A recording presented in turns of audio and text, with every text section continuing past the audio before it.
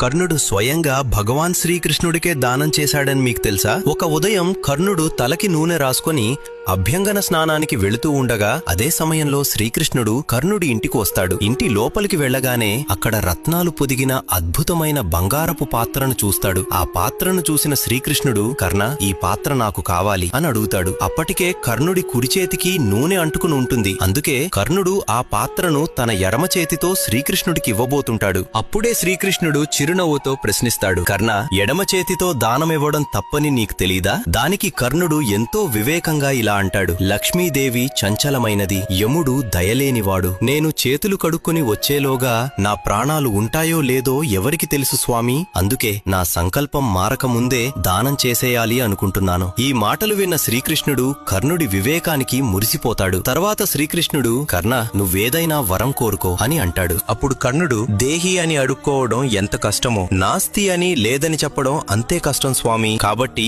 ఈ జన్మలోనే కాదు, ఏ జన్మలోనైనా నా నోటి నుండి దేహి, నాస్తి అనే పదాలు ఎప్పుడూ రాకూడదు. అదే నాకు వరం. ఈ మాటలకు శ్రీకృష్ణుడు ప్రసన్నుడై ఆ దానాన్ని స్వీకరించి తదాస్తు అని వరమిస్తాడు. అందరూ హృదయపూర్వకంగా జై శ్రీకృష్ణ అని కామెంట్ చేయండి.